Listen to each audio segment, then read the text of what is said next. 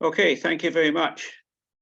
One thing I greatly enjoyed the interview or this conversation with Mick Brown, which preceded this, and I refer people to that, which puts in a lot of background about slides in this talk. One thing that I wasn't made clear then is that our collaboration started pretty in the very early years of diffraction contrast, and we in Hirsch's, it was called Metal Physics Group at that time. It gradually, Hirsch and Whelan left for Oxford about 1965, taking about half the group with them.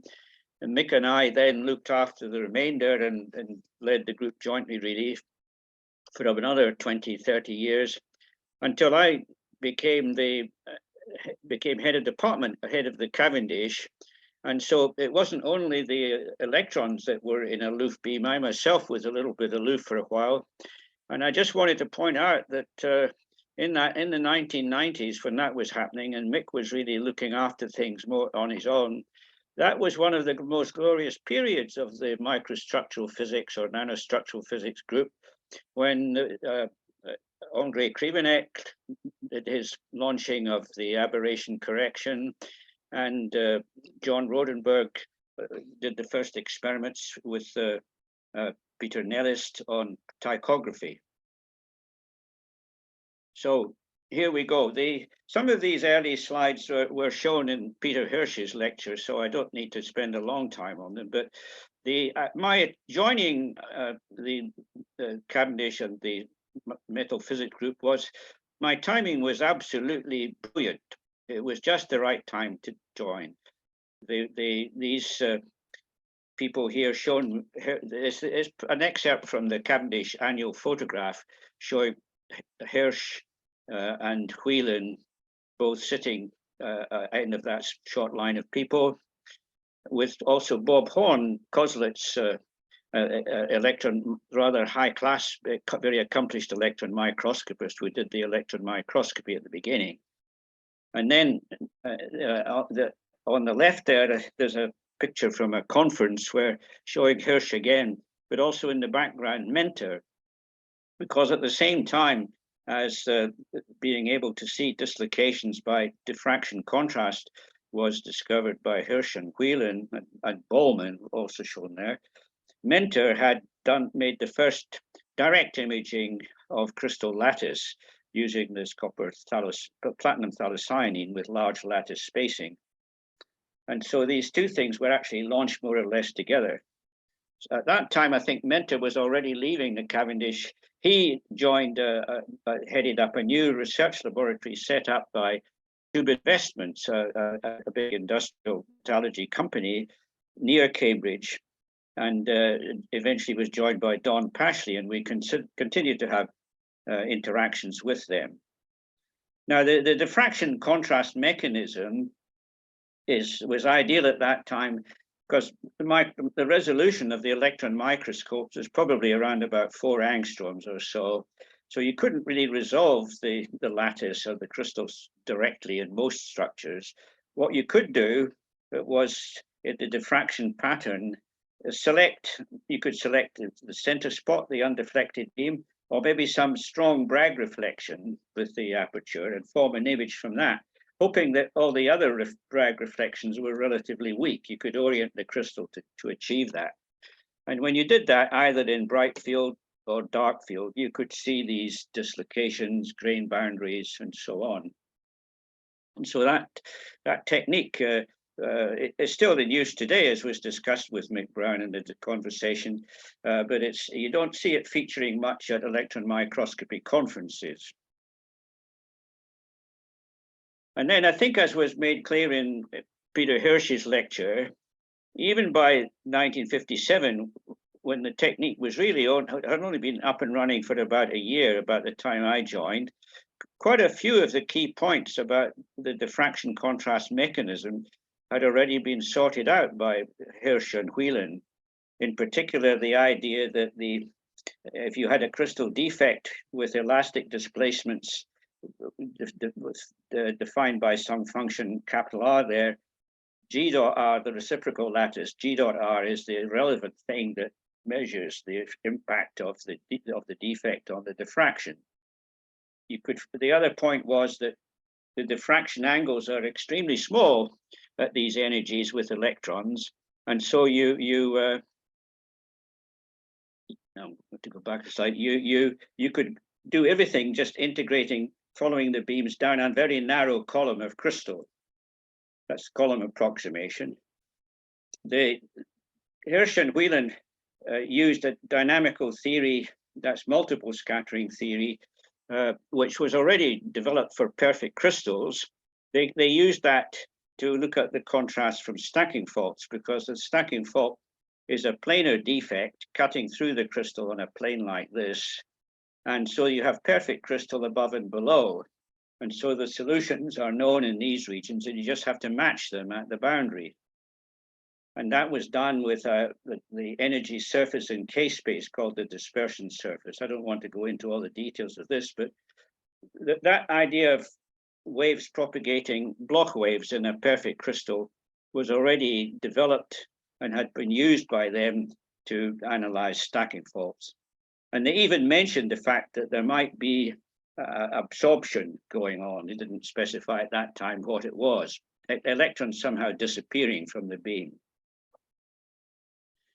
Well, my initial project was not to work on any of this diffraction contrast as a subject, but to Peter Hirsch's main interest was deformation and work hardening, the way that a crystal gets more and more hard to deform as the dislocations inside build up and tangle with one another. And he wanted me to investigate this now is using single crystals. And the first problem in these days that I ran up against was that the methods of making thin sections that you need for electron microscopy were much more primitive in these days than they are now. I mean, nowadays you can have ion beam thinning and so on, and get a very thin section for transmission from anywhere in a bulk material. In these days, you could use maybe acid sawing, but or just electropolishing. And I decided that the simplest thing then would be to grow my crystals in the form of very thin plates, about 1 millimeter thick, and that they could then be electropolished. And to do that, I had to get these graphite molds to grow the crystals in.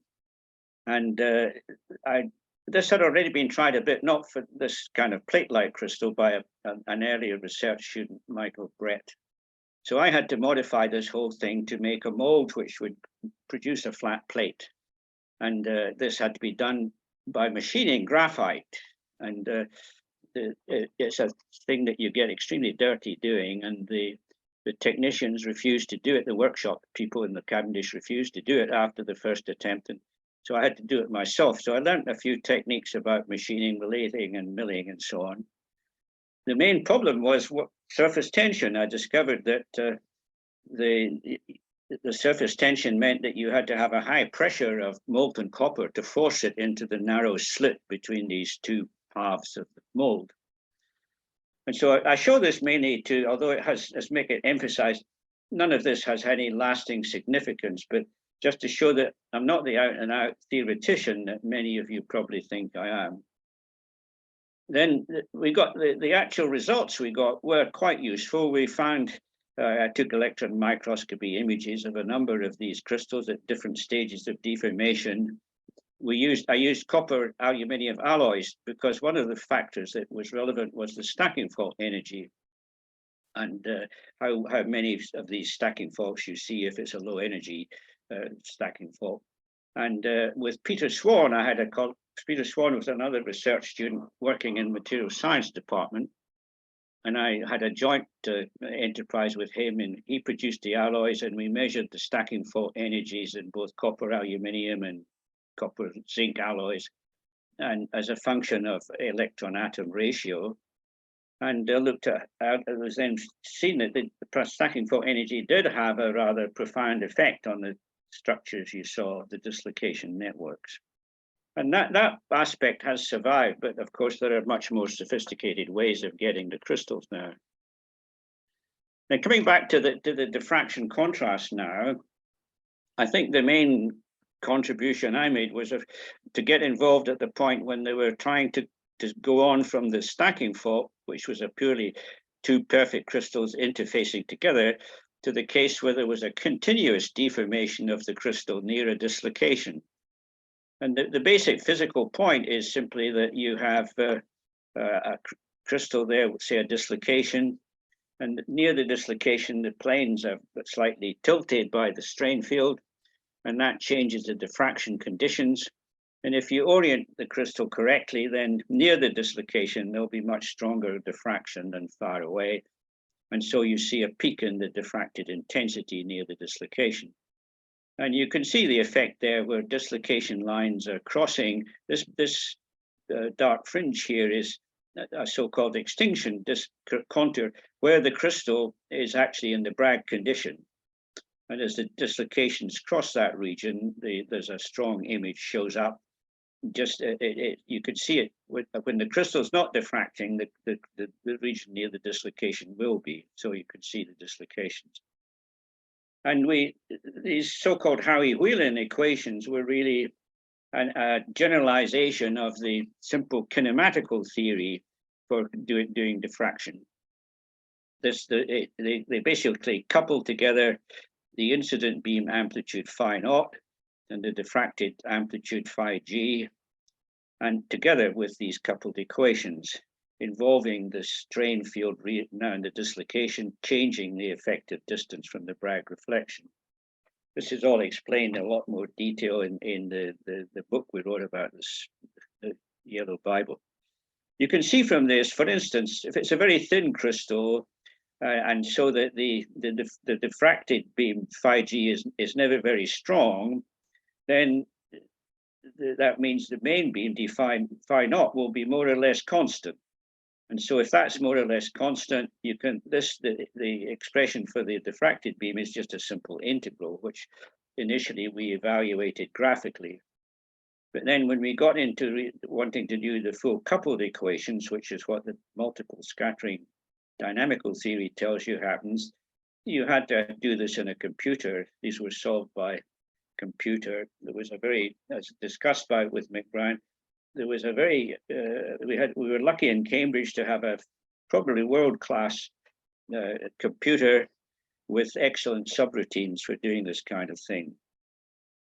And so the main, I don't think people probably actually make much use of the equations. The main thing that comes out of them for a dislocation is that the contrast depends on G, the reciprocal lattice vector, whichever Bragg reflection you're using, G dot B, B is the Burgers vector. And that enables you to analyze what Burgers vectors you've got present. Well, then we discovered there were a number of things that these equations didn't quite predict properly. The nature told us differently. There were other effects going on. And one of them was the anomalous absorption effect. In fact, we were using really crystals much thicker than typically used nowadays, typically 2,000 angstroms thick or something of that kind. And to get an electron beam through these without too much scattering depended entirely on a channeling effect, namely that electrons in these block waves, standing waves, could pile up between the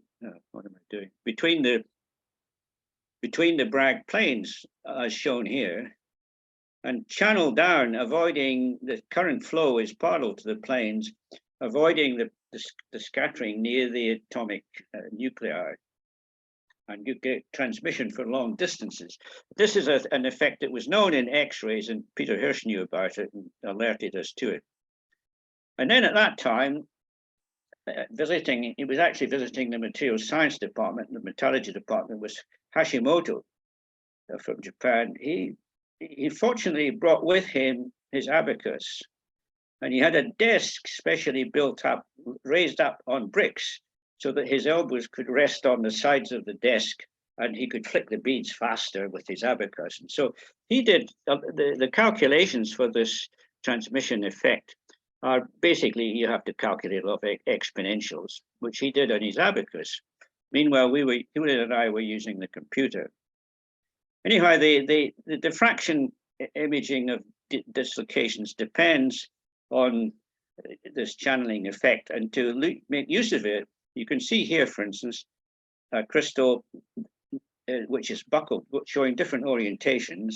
This is the exact, when the beam is coming down the 111 axis, it's probably aluminium or copper, 111 axis. And then if you go off in any direction, you're tilting away from that axis. And you can see the high transmission regions are away from the axis. So you excite this beam mainly when you're away from the axis. And you can see how these regions just they're in between two Bragg reflections going closer to the axis. Outside here, transmission's much better. And you can see these interference thickness fringes and dislocations in the high transmission region. And so this whole thing has survived.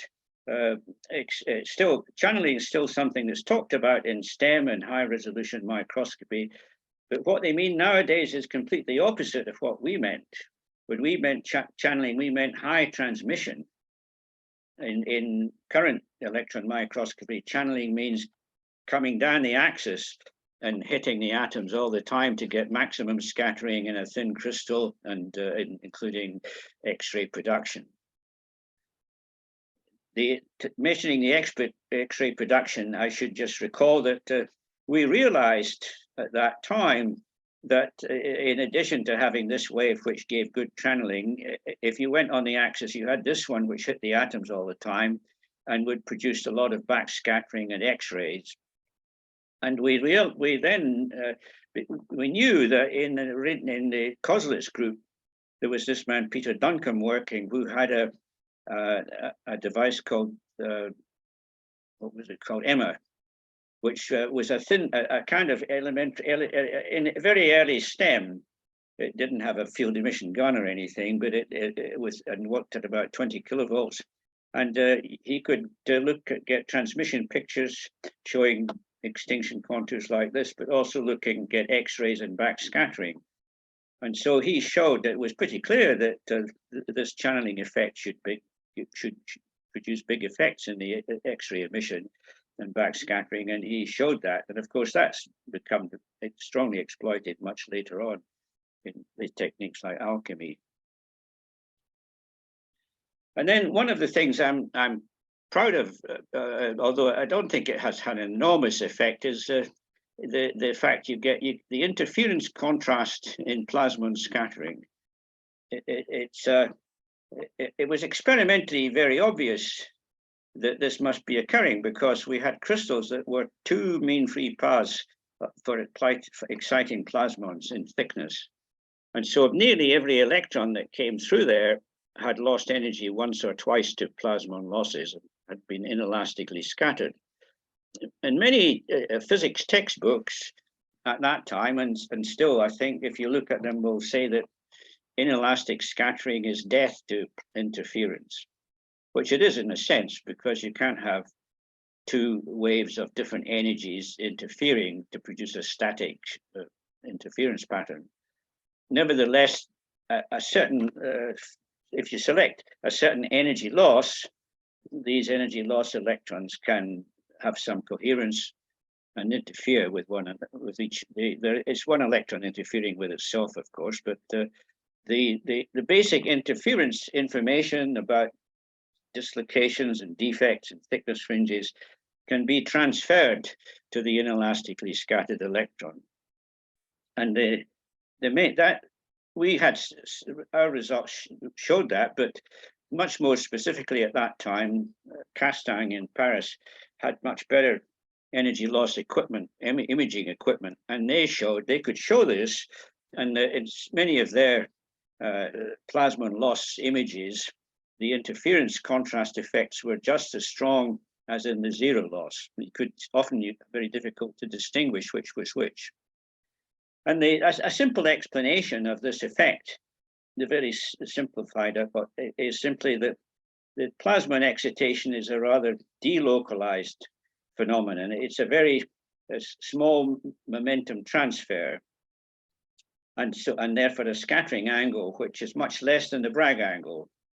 And so, for instance, you could have a situation where shown the black lines there. An electron comes in and is Bragg reflected plus or minus g like that.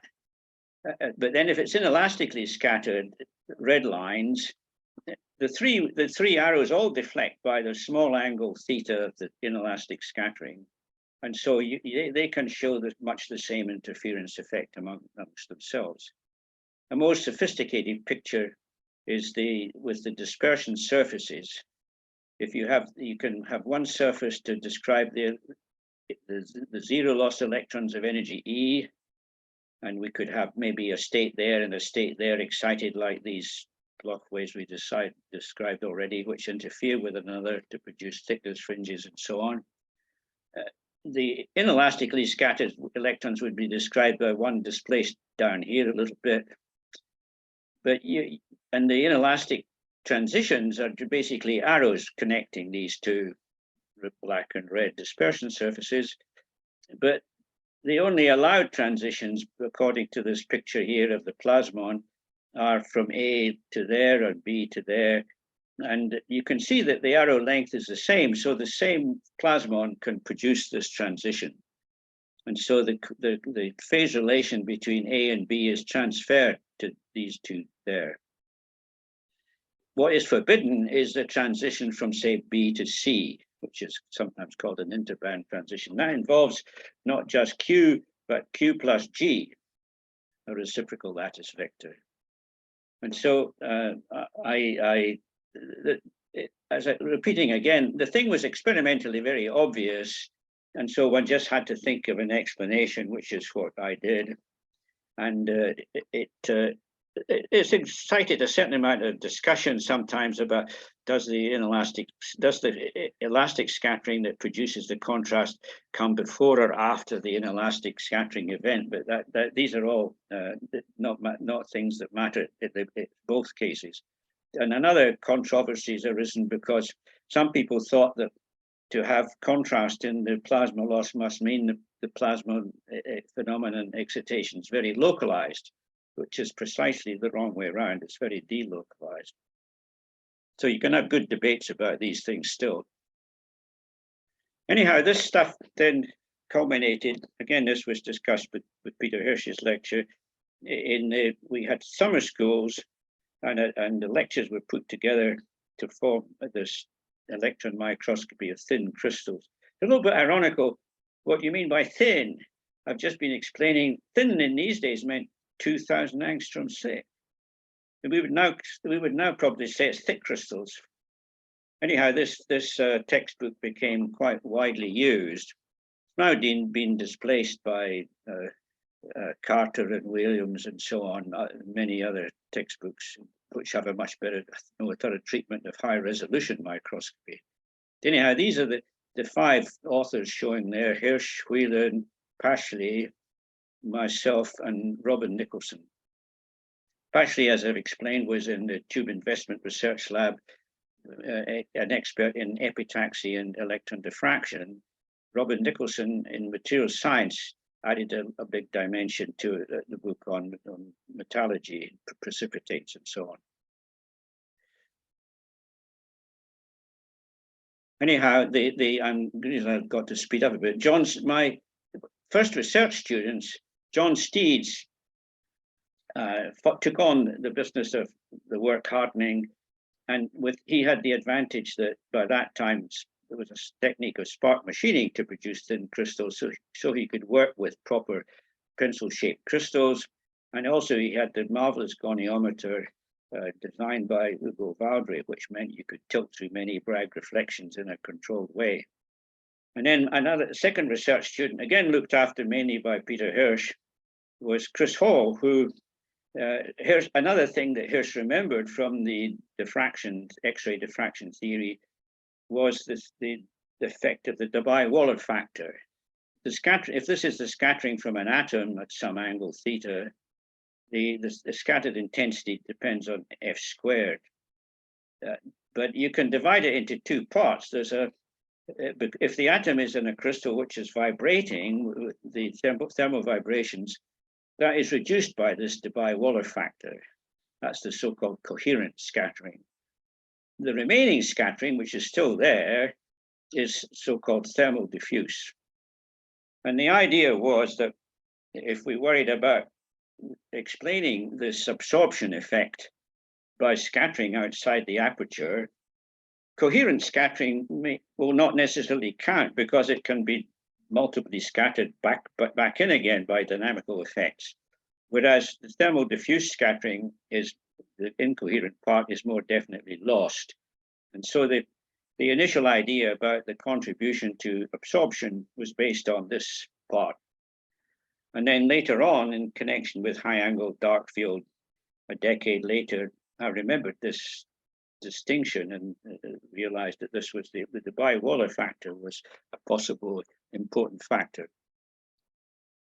So looking back over this, again over 60 years later, the diffraction contrast had a fresh life for a while with the weak beam effect that Cockayne and Whelan discovered, and it may still be useful, probably for the complex structures looked at in deformation, but it's been largely displaced in electron microscopy by high-resolution microscopy and high-angle dark field STEM, which are essentially 2D projection imaging methods.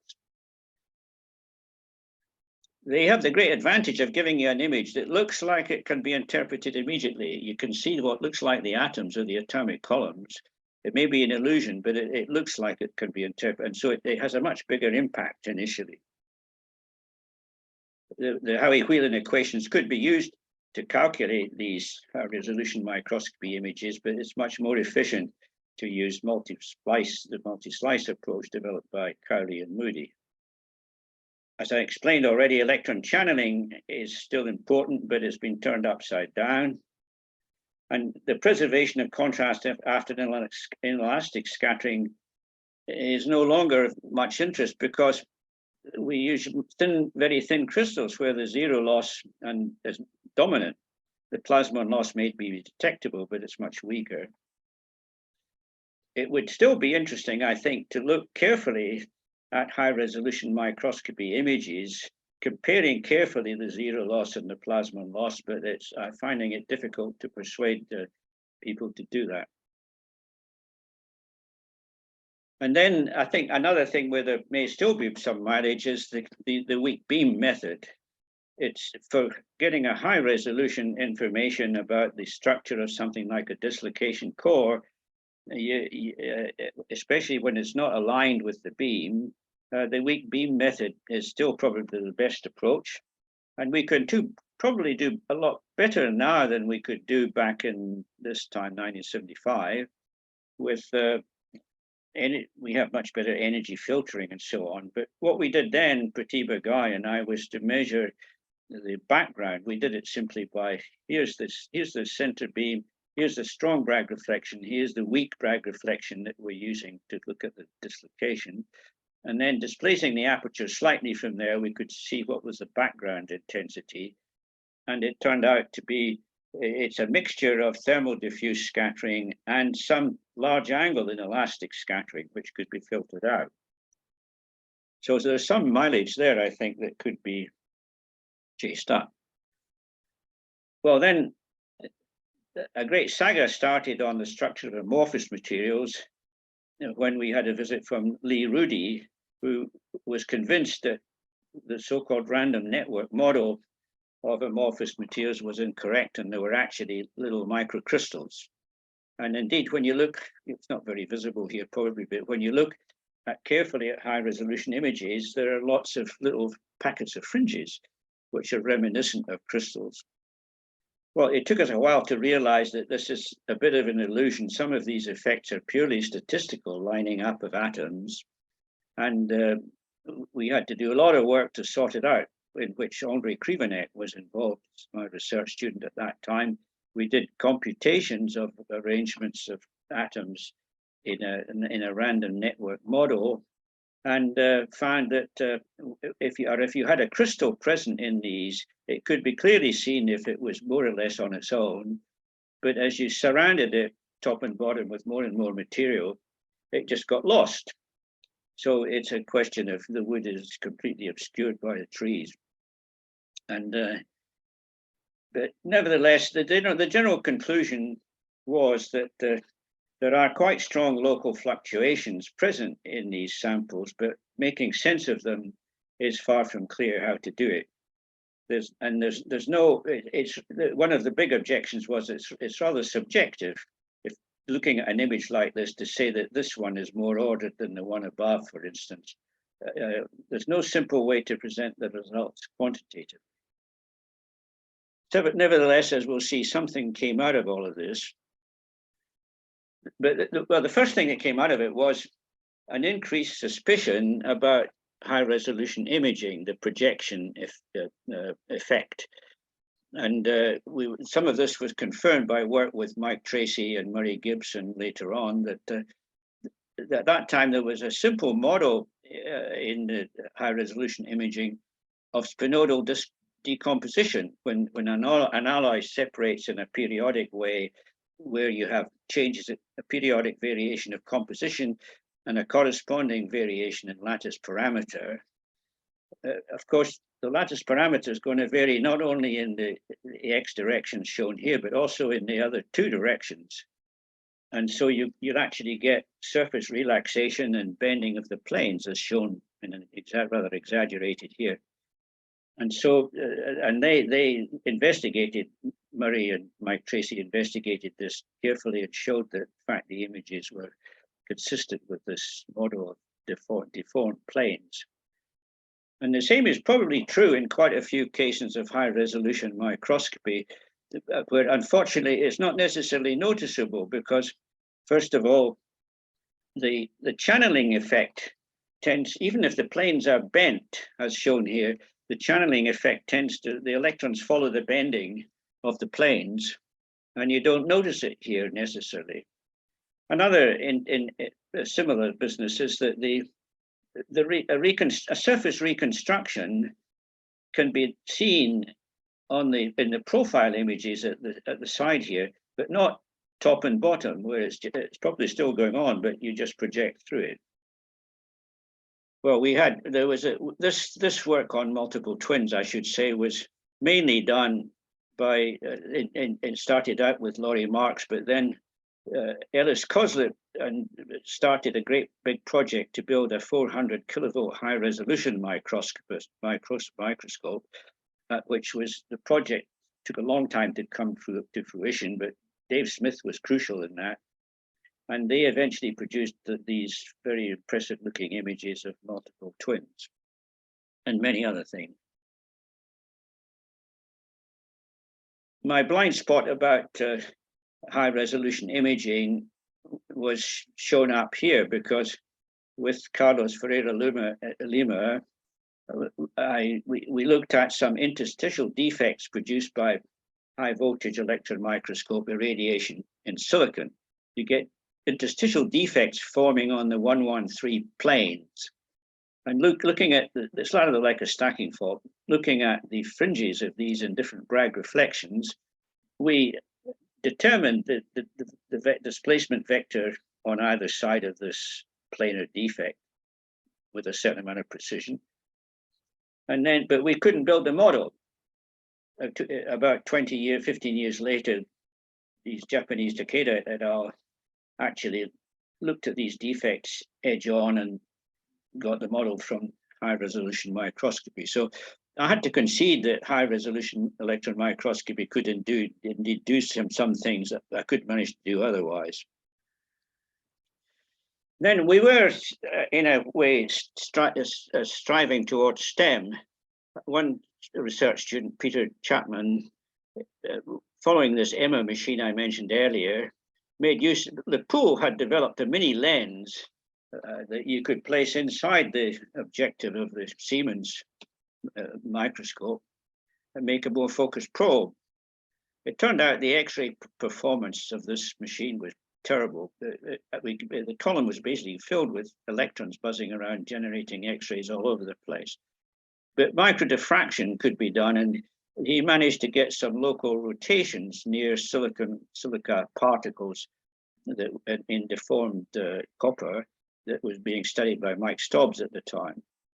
So it did have some use, but not what we'd expected. And then more usefully in the longer term, Alan Craven built it may have only been 30 kilovolt FEG effect stem system in a piece of UHV. It's a surface science equipment that we had in the lab. And that was an absolutely massive, mammoth task for a PhD student, but he did get the thing sort of working. And but the major, nothing was published, but the major benefit, which was prodigious, was that when we got delivery of the first VG stem in November 1974, we already had a top expert to get the thing up and running. He was helped at that time, or later on, there was first of all Colin Wilson and Jeff Jones, and then a bit later on joined by Phil Batson, spent a couple of years in Cambridge.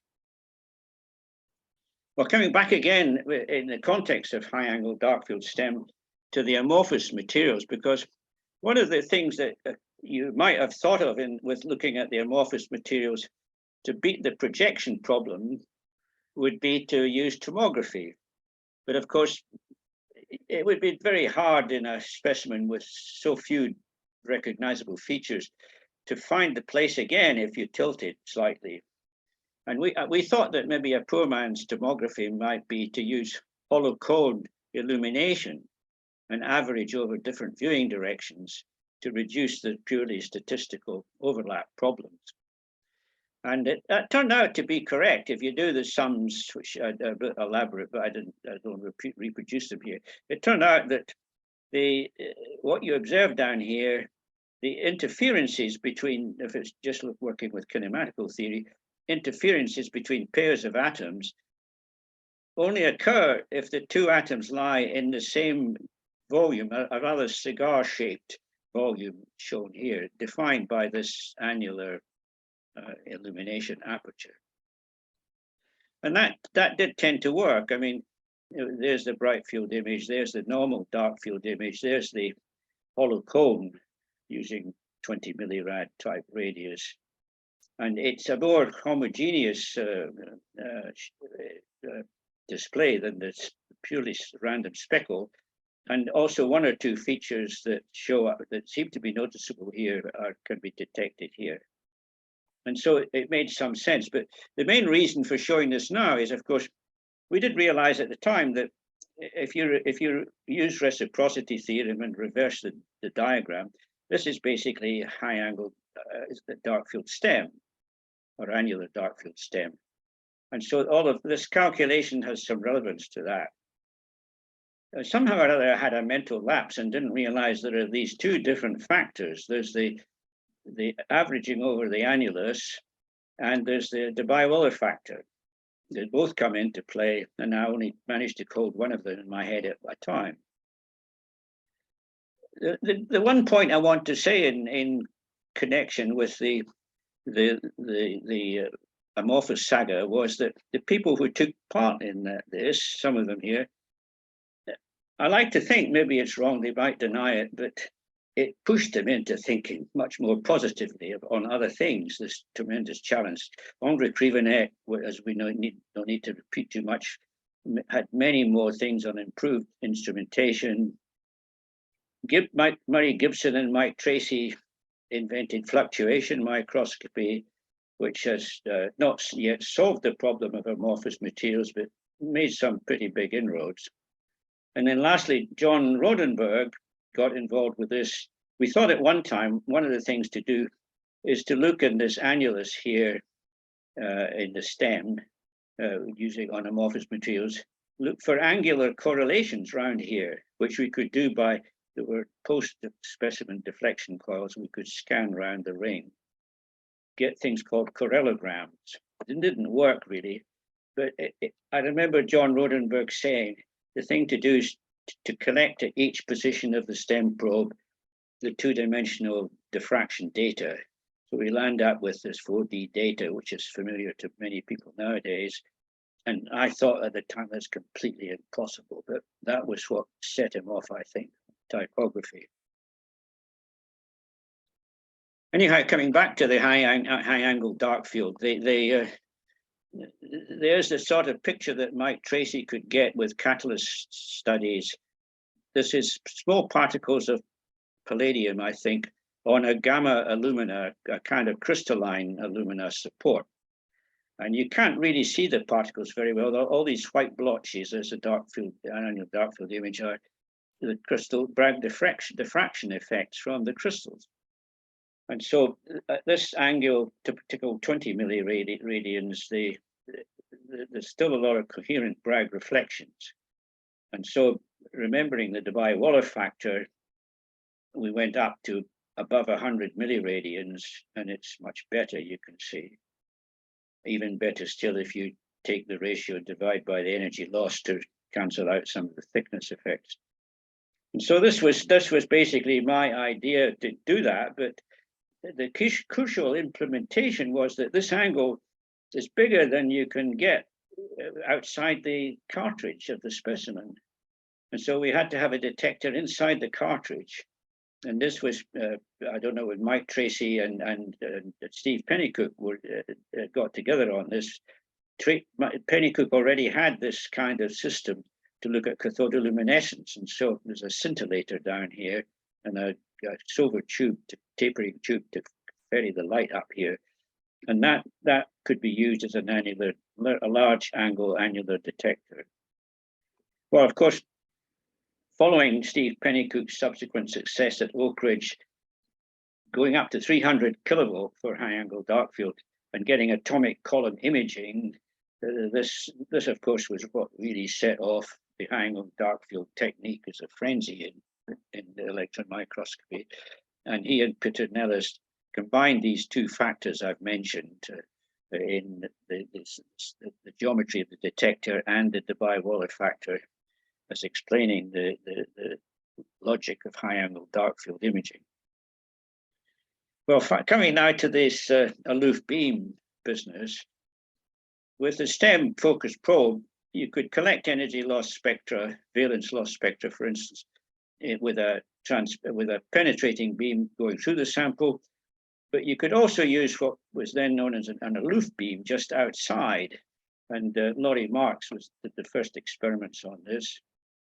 And that turned out to be a useful technique. You could, for instance, you can measure the dielectric function, real and imaginary parts, absolutely without any fudging around. You measure you count the number of electrons in the incident beam and the number in the losses, and the penetrating beam, you're measuring this function, the epsilon's the dielectric function. The ALOOF beam measures this, which is a bit different, and the same data could give a pretty good fit to both curves. The way that the ALOOF beam signal falls off with impact parameter with distance, B here, is described by this special function here, which is a well-known function. It turns out to have been used somewhat earlier than this by Pedro Echenique when he was a student with Pendry, in low energy energy loss diffraction. Well, now one of the things I want to say is that you could look at the secondary electron in STEM, of course, and that has been done by a number of people, but you can add a really extra edge to it in ALOOF beam work by doing coincidence detection. And here's the energy loss spectra with different values of this impact parameter B. As you increase B, the signal goes way down, particularly at higher energy losses. Here's the secondary electron counts in coincidence with these losses. So you can take the ratio and you can find out how efficient is a particular energy loss process in producing secondaries. And it turned out that the ALOOF beam generating surface plasmons is more efficient at producing secondaries than the penetrating beam producing bulk plasmons inside, because they've got more distance to go to escape. But the point that might be of some future interest is that there's a threshold here, about 11 eV, where no secondaries are coming out. That's an energy, that must be an energy loss somehow connected to a surface barrier, exciting something from the valence bands to an energy high enough for the secondaries to get out. And so that might be useful. I mean, in general, for secondary electron imaging, you can do rather very well nowadays with modern SEMs, and they have a pretty good resolution and much better secondary electron collection facilities. But it might still be, if secondary electron imaging is still waiting in the wings for STEM, but maybe if we combined it with coincidence detection with the transmission electron microscopy beam losses, we could measure some of these surface fields about the surface barrier height, including the different barrier heights at different facets of a nanocrystal.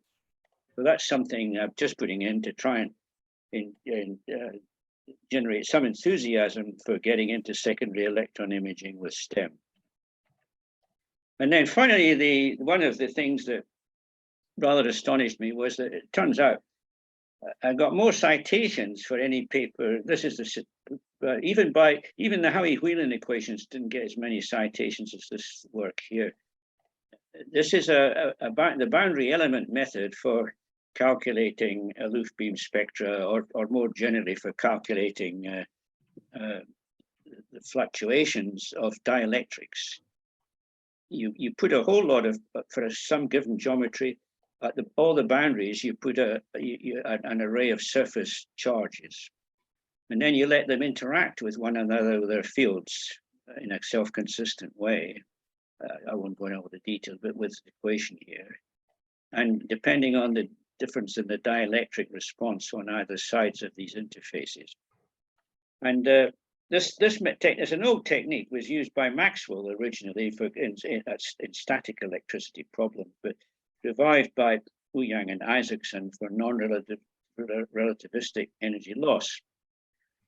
I had a fantastically naive idea that, okay, why don't we propagate the signals between these boundary elements at the speed of light, not instantaneously as you would do in the non-relativistic model. We'll make it relativistic.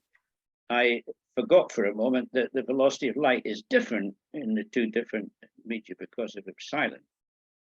It's a good bit more complicated than I thought. But this was all sorted out by good old Javi Garcia del Bajo. And the results were, I think, a crucial point, were put out in a computer package, so it gets very widely used. Okay, so the last thing just to mention briefly is that it's a function of old age, of course. You think the old ideas you have had are reviving now and then every time you notice something like that. And so I've tended to plot the trajectory of any particular aspect of electron microscopy in the form, not of a circle. We're doing better than going in circles. We're going in a spiral. And so there's following one trajectory, going from mass thickness and stopping power to diffraction contrast, through weak beam imaging, HRTEM, high angle dark field STEM, aberration correction, pulsed imaging maybe. And then a theme with all of this has been the particle wave duality, that the electron microscope is a fantastic platform for the interface between particles and waves. All the lens optics is handled by particles, all the scattering in the specimens handled by waves. Sometimes when we discuss things like Johnson noise, there's a kind of interface between the two. So that's and I think my career has been largely gone around this theme. I've been fascinated by this diffraction particle aspect of things and been lucky to have had such a playground to study it in. Okay, so that's the end of my talk. I'm sorry I've gone on a bit long.